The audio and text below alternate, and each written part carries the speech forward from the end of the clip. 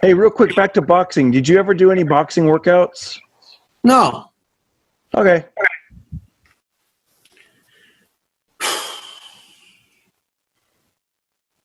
Okay, I did. Yeah, I'm a champion. I'm an all-regional champion. I'm an all-state. I boxed 180 times. Can't you tell? I got all my facilities. I want them all. I want them all. And we're back. Hey, everybody. It's one of my favorite guests on Cinco de Mayo, Mr. Brian Holtzman. Yeah, happy Cinco de Mayo to everybody, to all my Mexican friends and in this country and in Mexico. Hola. Our hats are off to you. I love Cinco de Mayo. I can't say enough about the Mexican people. They are the most friendly, the most hardworking people I know. They can do it all.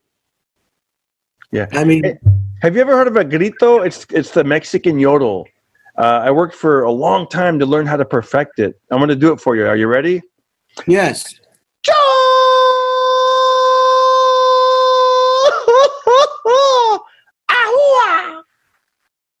That's very realistic. What does that mean? I don't know. It's like you know how you would yodel or you would do like a celebration or like a yeehaw. But I guess in Spanish, it's, and then You know what it means? We're out of hot sauce. Cinco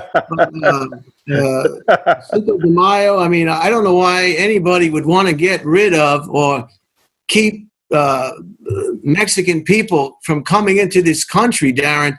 They're the only ones doing anything. I mean, they can fix anything. They cut hair. They cook food. They make sandwiches.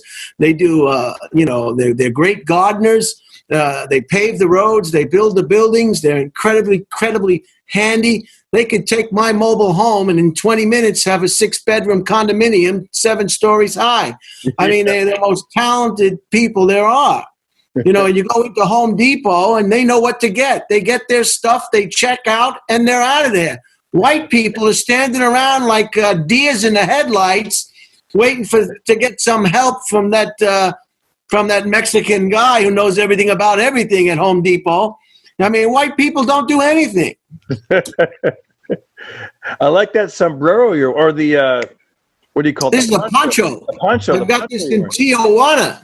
Nice. In the early 90s, my sister was in town, and she was staying in San Diego, and I couldn't think of a better place to take my sister than Tijuana. And we went to Tijuana, and I got this poncho. I figured it would be a good opportunity to wear today on Cinco de Mayo. I think I have it written down here. It was 1862, Darren, that the Mexico beat the French in the Franco-Mexican War. Wow. So that's not an easy thing to beat the French.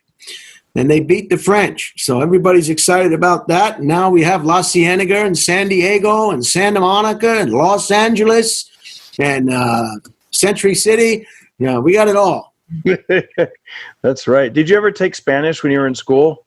Negative. I was too busy in wood shop getting my hand taped up after I almost cut it off. But Cinco de Mayo, very special day. I've got the hot sauce in case anybody needs hot sauce. I've got Tapatio. I love the Tapatio. Oh, come on, you gotta have Tapatio. I mean, I can't get enough of this. I drink it for breakfast, lunch, and dinner. And today I'm also got my burritos in honor of Cinco de Mayo. Oh, nice. Oh, yeah. Hot beef and bean burrito. Oh, wait, hold that up again. Oh, sure.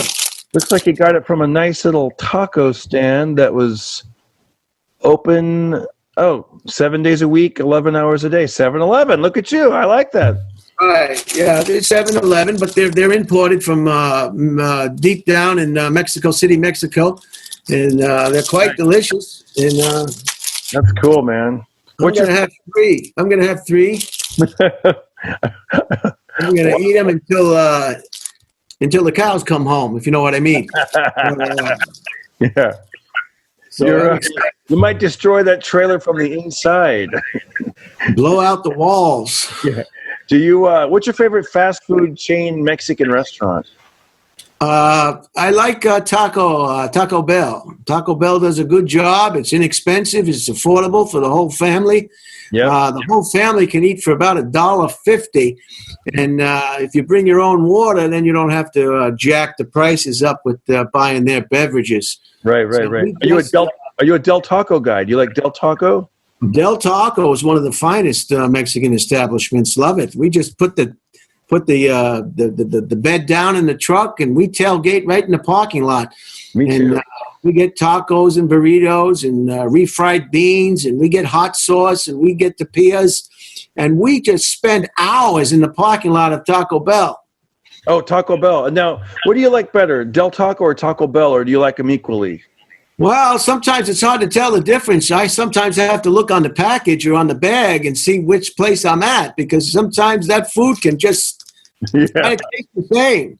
And sometimes it goes splashing around in the bowl the same, too. What about Jack in the Box? You ever had Jack in the Box, those 2 tacos for 99 cents? I had 2 tacos for 99 cents once. Those are a little greasy, man. But they have their own unique. I think the whole thing is deep fried, and it has this unique taste that people do like. But I think that's really not Mexican food, though. You know. Right on, man. So you got some items of interest. What's happening? Oh, I'll start with one item of interest. I got one for you. You ready? Yes. Go ahead. Simple rubber band. But I learned when I was 15 years old how to turn this into a star. It's very easy. You go like this. You want me to do it fast or show you how to do it? Do it fast first, and then break it down in steps the second time. All right. So there you go. Rubber band. Then you just go like this. And bam. Now it's a star. Wow. I'm memorized. I know. I like to tell people I worked at Carl's Jr. and we had to do that. Oh, I worked at the Burger King, 2 different Burger Kings on Long Island. Oh, you worked at Burger King? I tried to hook up the machine, but again, I failed. I didn't. I saw the video. I couldn't figure out how to hook this up. So we'll just have to get with somebody, get a younger person that knows how to deal with this. Well, my good friend Ray Dawson saw the Weird Al bobblehead. He was very excited about that. Oh, cool. Oh, yeah. He urinated in his pants. He was so excited. And his wife was excited, and his daughter was excited, and his son was excited. The whole family. I think the neighbors were excited because they're big fans of Weird Al. So look at this. You go slow. Look, I'm going to show you go slow. You go like this. Then you go under. You twist. Then you go under, and you pull. Wait, I messed up. Under. Gosh, hold on. Da. Under, pull. And then you take your pinky and you pull there. Wonderful. Isn't that cool? It's amazing, Darren. You have any other, do you do balloon art too? No, I don't. I saw this laying there. I thought, I got to show you guys how it's done. Well, if you can do that, you could probably do balloon art pretty good too. Yeah. Oh man, I saw this one balloon. Somebody had made it looked like a Harley Davidson motorcycle, a whole thing, and it was all out of balloons. It was amazing. Pretty cool. All right, buddy. So you got some items of interest for us? I'm just trying to get that rubber band out of my head. That was just amazing. Unbelievable.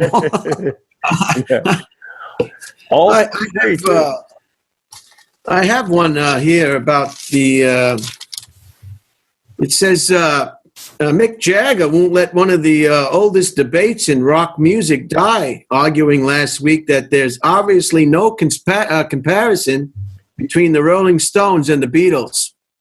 The Rolling Stones and the Beatles. Paul McCartney had reignited the rivalry days earlier, telling Howard Stern, I love the Stones, but I'm with you. The Beatles were better. The 77-year-old singer said Jagger's band largely based its sound on the blues, whereas the Beatles had more influences. I'm more of a Beatles fan. I mean, I like both groups, but I mean, come on, you can't go wrong with Paul McCartney and John Lennon and Ringo Starr and George Harrison. You know what I mean? Like, it's like the Beatles, the Fab Four, they got so many good songs. And even after they ended, after they broke the group up, they still were just amazing. I don't know what you are, if you're more of a Rolling Stones guy or a Beatles guy, but I'm a huge, well, I guess I go through my periods of liking all of them. You were going in and out, Darren. You were going in and out.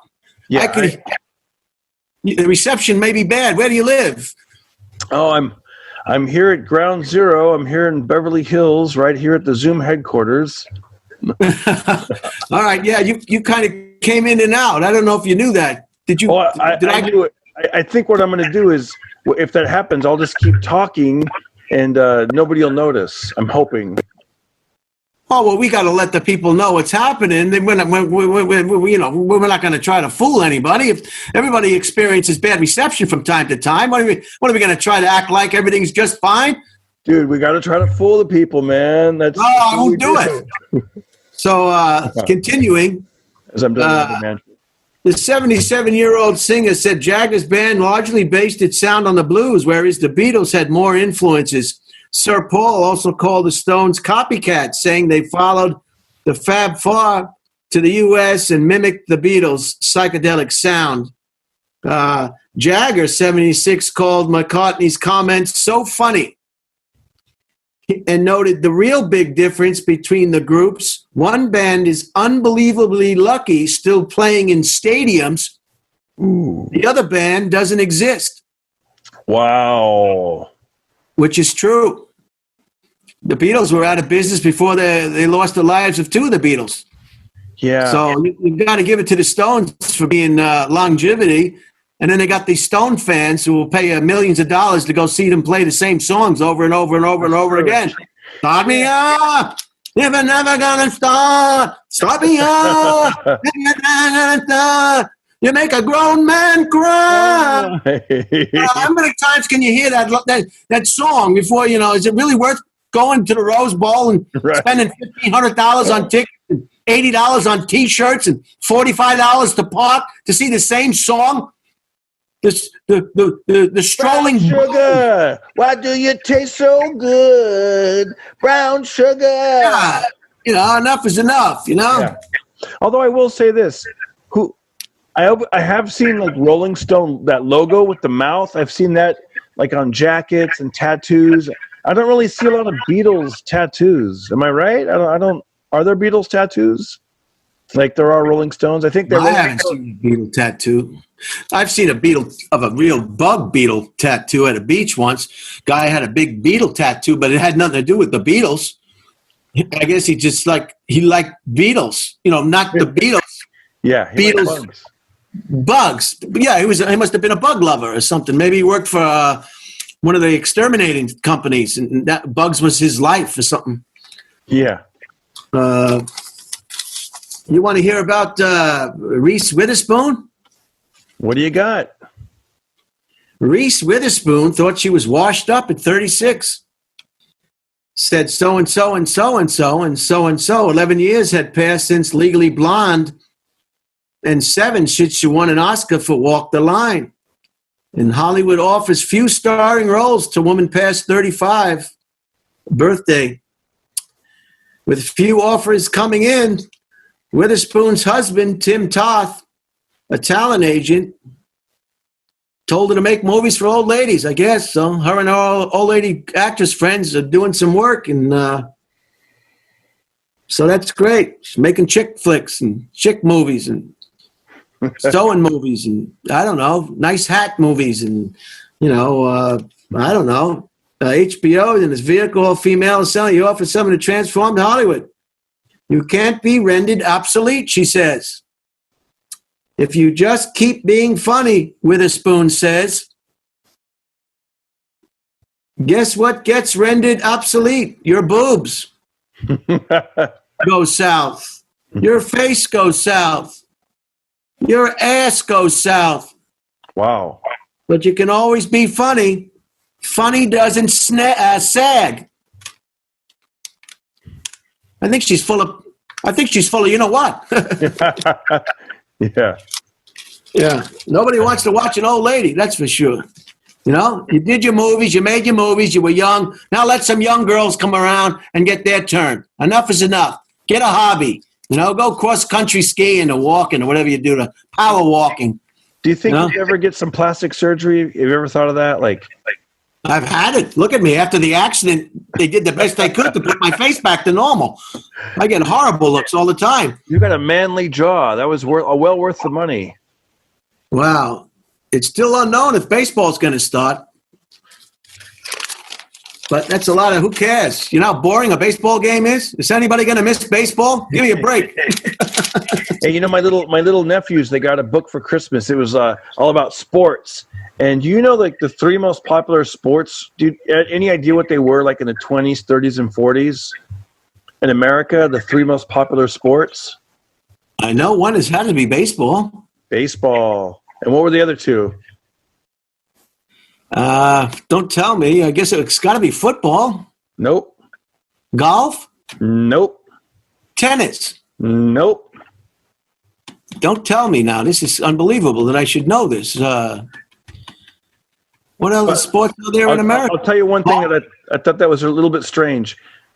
These other three sports were, like, The other two. very popular, and then and now those sports were in the back of the book, and they were part of a whole medley of other sports, like the last chapter. Like, they didn't even have their own, like, chapter. So baseball, and the other two were.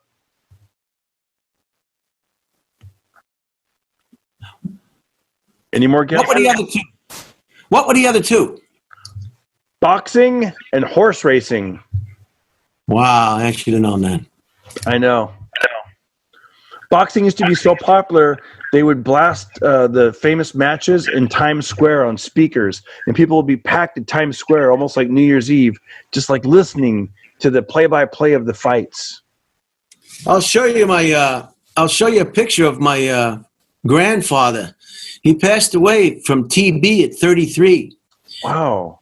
His name was, he took an Irish name. He wasn't Irish. And his name was Frankie Callahan. Frankie Callahan. He was my father's father. Wow. He was a boxer. That's amazing. And he had a pretty good record. He was pretty good. He went as far as St. Louis.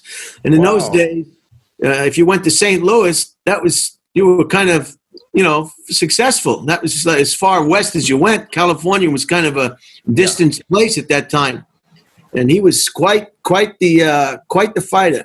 Frankie Callahan. That's a good Irish sounding name. He was fighting around the time of Jack Dempsey and those guys. Those guys are huge. Do you ever look them up, Frankie Callahan?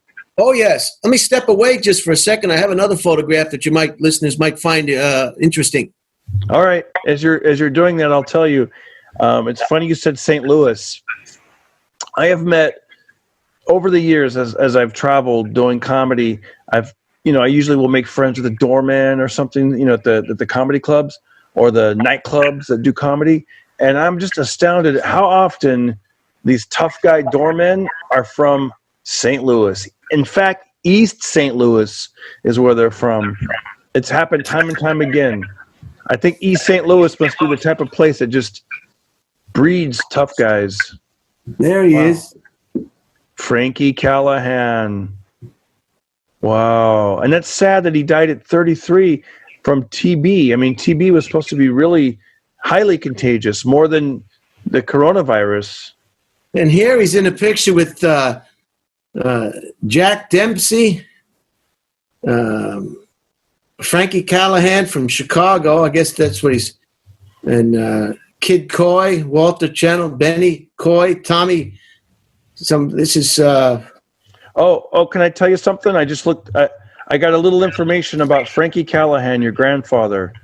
Wow. Now this is according to the internet, so I don't know how true this is, but here's what I'm reading, Brian. Frankie Callahan was an American boxer. His real name was Samuel Holtzman. Right. Beautiful. Born on February 10th, 1895 in Brooklyn, New York. He was undefeated in his first 5 fights. This lightweight boxer fought a total of 172 bouts. That's a lot. Wow. Yeah, he died at a very young age. Wow. That's sad. Wow. That's incredible, man. Hey, it's your grandfather. You know, my great grandfather was had some notoriety. That was pretty cool. My great grandfather, he wrote the state song for the state of South Dakota. That's pretty notable. Yeah, pretty cool. DeCourt Hammett. And that's hard to do when you're deaf. He wasn't deaf. No. Can you imagine it? Yeah, I would not do the impression. I ain't going to do it on the impression. If this is a live show and it wasn't being recorded, I would do it. But, I don't want to do my impression of a deaf musical composer for the state of South Dakota. He was tone deaf. All right, how's that? He was tone deaf and he didn't tone deaf. It's like North Dakota, South Dakota. Who wants this? Here's a feel-good story, Darren. I love those, man. A married couple in New York were reunited with a wedding ring they lost 3 years ago after a Fort Lauderdale restaurant removed the outdoor deck to make way for increased to-go business. Ryan Convoy, the manager of Coconut's Eatery, was cleaning up the debris under the removed deck when he noticed a bit of sparkle. In the dirt, he put a ring He put the rings engraving Mike and Lisa 8/21/15 on Facebook, and it led to a phone call from Lisa in New York. Where's my ring? I want my ring back. And, the ring, she said, had slipped off Mike's greasy fingers when they were coconuts in 2017 and fallen through the floorboards. Isn't that a nice story? Oh, man. Yeah, they want those rings with the really big, like the big stone. They want it to be like this. Like, you like my ring? Right. Cool. Yeah. I like that commercial where I forget what the advertisement's for, but it's a big diamond ring, and they said, you can't cook on that diamond ring, and they drop a tomato on it. Yeah. How about they say, your wedding ring should be 2 months worth of salary. It should be, how about the 2 months that you were locked down in the pandemic? The diamond business is one of the biggest scams going. Yeah. They're just rocks, and there's no shortage of diamonds. But they're like Harley Davidsons. They make them look like they're scarce, and they drive up the price. A Harley Davidson could be so much more affordable. It's just like a diamond ring, and they're just diamonds. They got millions and millions upon millions of diamonds. They shouldn't be, but it's all the marketing, and they bamboozle people. They fool people constantly. Why else would somebody buy a BMW? Because the commercial and the advertised them has convinced them that is the ultimate driving machine. Yep. Why else would you buy a BMW if you weren't somehow brainwashed? Yeah, you know what? I love Hondas. I like a nice, reliable car. I want a car that's going to get me from point A to point. And of course you want air conditioner, and I love satellite radio. I like some of but I remember when I back in 2007, I bought a brand new Honda Accord, and I remember I had leather interior. It felt great, and I remember I was at a Laugh Factory, and this comedian, he's like, "Hey, I just found out I got like $50,000 line of credit." He goes, "I'm gonna get a Mercedes," even though he had no money. I go, "Why don't you just get a Honda? It's a lot cheaper, and you could have money left over." And he goes, I go, "Dude, listen." I go, "Get in my car." And he sat in my car. I go, "This feels like you're in a Mercedes." And he's like, "Yeah, on the inside it's a Mercedes, but on the outside it's still a Honda." And I was like, "Oh, man." But I guess he's single, so he feels he has to impress the ladies or whatever. But, who cares, right?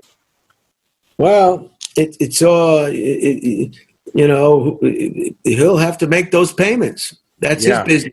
That's the way he wants to run his financial situation, Yeah. And people will do what people do. 65-year-old Jerry Seinfeld's going to have a new Netflix special, and it airs tonight. Wow. May 5th to 2020. I'd watch that. He got it off the ground right before the coronavirus hit, and it should be pretty good. Who are these people? Yeah. Who are these people? Why do they call a chair a chair? I don't know, Jerry. It's always been a chair. CHAIR. It's always been a chair. Now, are you going to tell us a joke, Jerry? Are you going to tell us a joke, Jerry? Have you ever met Jerry? No. I met him once at the Improv, and I was standing in the aisle and I was watching the performer on stage, and the manager goes, he goes, Bud Friedman's coming. You got to sit down, and you can't block the doorway. So I looked over in the first empty chair, and there was a guy sitting behind the empty chair, and I go, oh, is anybody sitting here? And it was Jerry Seinfeld. He goes, no. And I go, oh, may I sit there? And he goes, go ahead. And I sat down, and then he picked up his chair, and he moved backwards about 10 feet. And it was kind of weird. Yeah, that Improv is just like a handicapped bathroom. It's too packed. There's only one hallway. It's always a problem. There's nowhere to stand. There's nowhere to... That's what I love about the Comedy Store. There's multiple exits and entrances. There's plenty of big vestibules, outdoor patio, out there in the back. They got a bar for the comics. They got another bar for here. They got this thing going on here. Plenty of room, spread out. Yeah, like if you're claustrophobic, you like a place that has a lot of nooks and crannies to duck away. I mean, it's just more relaxed. It's a whole complex. The Improv is just like, oh my God, I'm in the way. I'm in the way again. Well, I'm 250 pounds. I'm 6 foot. I'm going to be in the way wherever I'm in this place. I'm going to be in the way wherever I stand. Hey, real quick, back to boxing. Did you ever do any boxing workouts? No. Okay.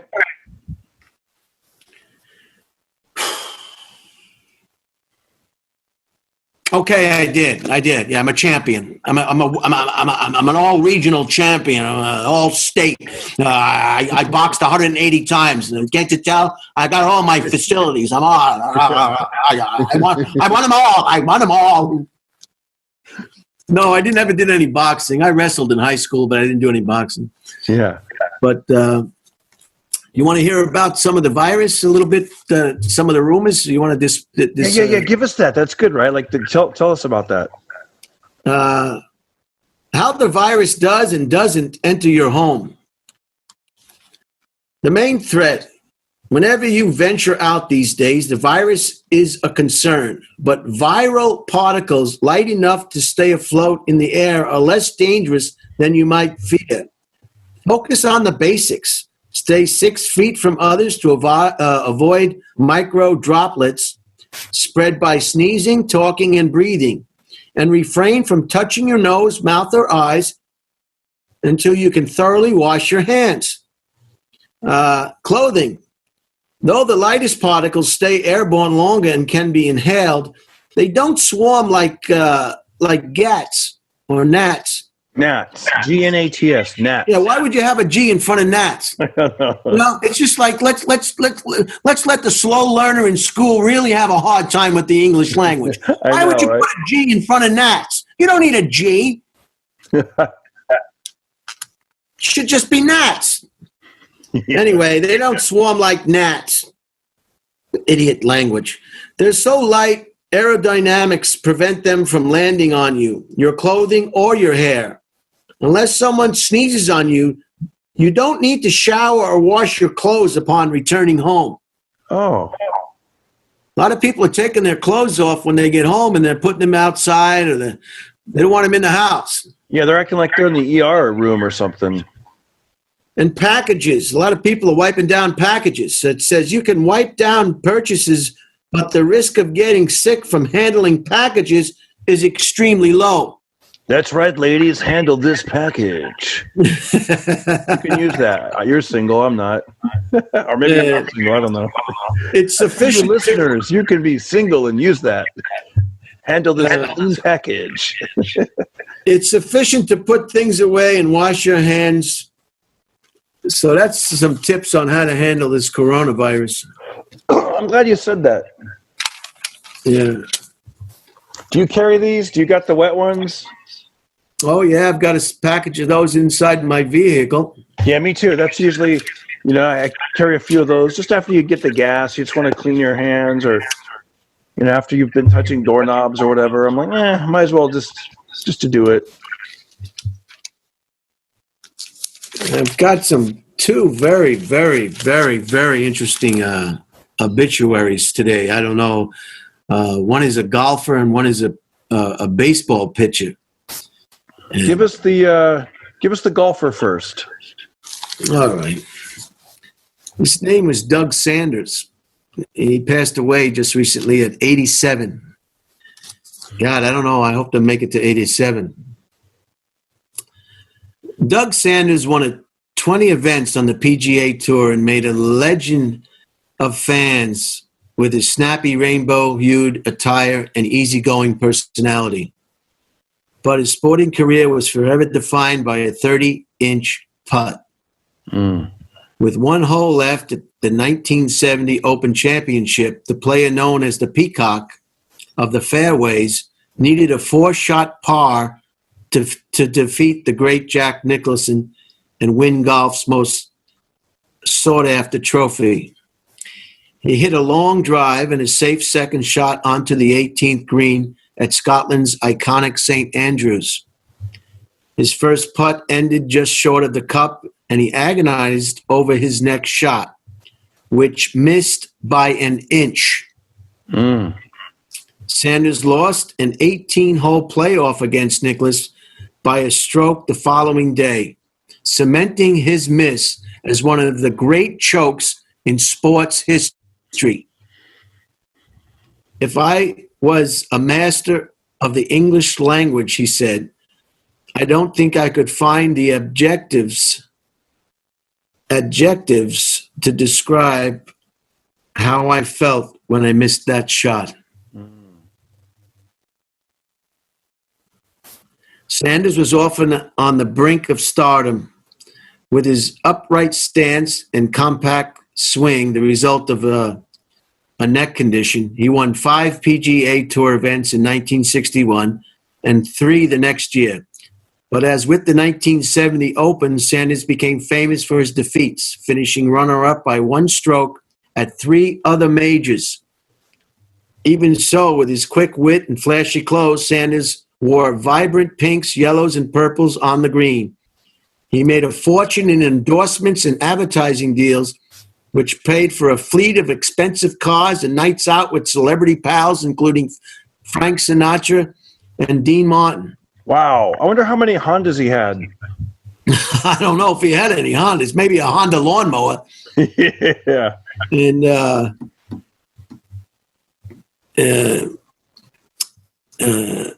all that high living couldn't take his mind off that missed putt in 1970.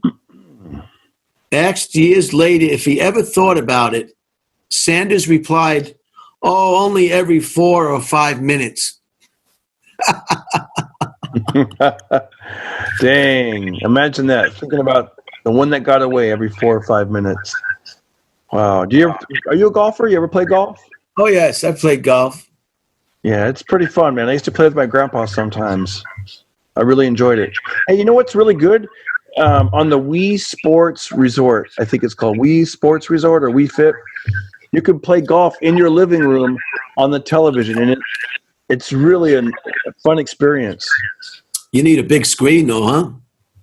Yeah, pretty big screen. And you got to put netting up all over the house? Well, it's not that realistic.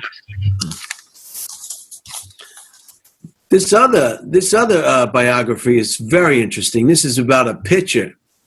And this pitcher has been known to throw the fastest fastball, period.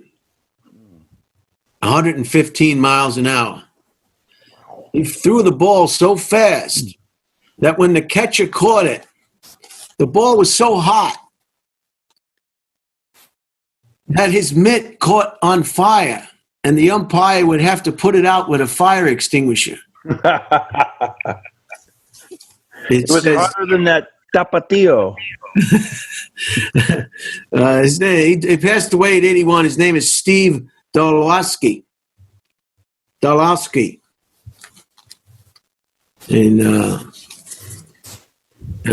I'll just call him D for now. Steve D was the greatest never was in baseball. A physically unimposing left-hander, D could hurl a fastball with such phenomenal speed that a lot of players swear it's never been equaled. The hardest thrower I ever saw, said Hall of Fame manager Cal Ripken Sr., who claimed the pitcher approached 115 miles per hour. D had everything explained one former coach except control. He walked batters as often as he struck them out and sometimes sent the pitch over the backstop or into the bleachers. Through 9 major league seasons, no coach could find the cure. And D, inspiration for the errant pitcher Nuke LaLoosh in the 1980 movie Bill Durham. Never played a major league game. He was just as wild off the mound and quite a carouser who eventually became an alcoholic drifter. Mm. He had the equivalent of Michelangelo's gift, wrote Bull Durham, screenwriter and director Ron Shelton, but could never finish a painting. Wow, that's... He tried to go. He said he had the gift of Michelangelo, but could never finish the painting. Like, he was so good at throwing fast, but he just couldn't get into that zone. Later on in his career, he heard a pop in his elbow, and he was never able to recover from that injury.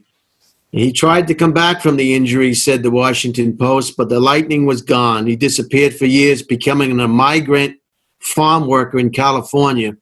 I wonder how fast he threw those apples and oranges in the basket. Probably.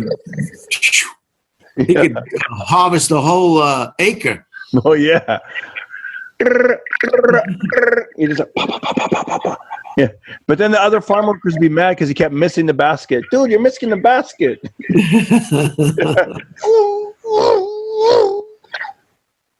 Living on the street and failing at numerous rehab attempts. On Christmas Eve in 1982, a family found him disorientated in Los Angeles laundromat, took him in and reunited him with his sister. She placed him in an assisted living facility blocks from the high school baseball field where he first found glory. He spent 26 years there gazing out the window and contemplating his unlikely path. What do I think about, he said to a journalist in 1996? Strikes. Damn. Wow. Those are both interesting stories. That was good. I get a kick out of people's biographies and stories. Dude, man, I love biographies. Even if it's someone I never heard of either one of those guys, and those are both interesting stories. Biography, you can't go wrong with a really well-written biography, man. These people have great lives, you know. Brian, in closing, with the Pocket Party podcast, do you have any words of wisdom? Anything, any helpful hints or something you've learned along the way, or either philosophically or even physically, you know? Well, first off, I'd like to wish everybody a happy Mother's Day, all the mothers that are with us and all the mothers that have passed away. I want to wish all my Mexican friends a happy Cinco de Mayo. I love Mexicans. I love their style, and I love their talent. Who thought you could fix a car engine with some Scotch tape and a tweezers? They can fix anything, you know. They can just fix anything. And then they give the credit to a guy with an Irish name, MacGyver. Remember MacGyver? MacGyver should have been a little Mexican, you know, with a big banjo, or what do they call it, a mariachi band. Yeah, you know? yeah. Not some idiot white guy who doesn't know how to wipe his own ass. Here's a word of wisdom: always carry a flashlight. Like I do it in my act, but in real life, you got to carry a flashlight. In your car, it breaks down. You put it on strobe mode. You know, it'll keep you safe. It'll keep people from hitting you. And also it's good for self-defense. You know, you're walking to a dark place, boom, you got the light. You know, because you don't want to just like pepper spray someone. Did I hear something? Shh. But with the light, you can kind of, sorry, I didn't see you over there. Boom, you're good to go. I prefer a 45. Oh. But, yeah, that's all. Just stay safe, stay healthy, and we're going to be opening up soon on the 15th. Things will be getting back to normal as they can. I can't wait to get to Denny's. I was just going to say that. We got to go to Denny's, man. We got to go to Denny's, and I want to get a cup of Denny's coffee, and I want to get that Fit Slam, the one we were talking about with the egg whites and the spinach. It's so good. It's good for you. It's delicious. Comes on a hot skillet. I want to go there. I also want to go to Bob's Big Boy in Burbank. I want to get a Bob's Big Boy burger. I want to get a waffle. I really can't wait to start going out again. I want to go to the Talleyrand in Burbank. Get a nice Thanksgiving dinner, that turkey dinner they have. Unbelievable. So we got a lot of things to look forward to, and it's not as bad as people make it out to be. All right, Brian, you're the best, man. Thank you again, and I'll see you next week. Thank you, Darren. Bye-bye. Bye-bye, guys. We're done with this interview. So when my son was about 10 years old, I remember he came into the kitchen and he goes, "Hey, Mom, how many pounds do you weigh?" And she goes, "You never ask a woman how many pounds." And he thought about it and he goes, "How many tons?" I said, "This kid's funny. I gotta write that down." Anyways, I'm gonna write some more jokes down. And while I'm doing that, you guys click one of these bubbles and watch another one of my videos. And thanks again for subscribing. Thank you. Pocket Party.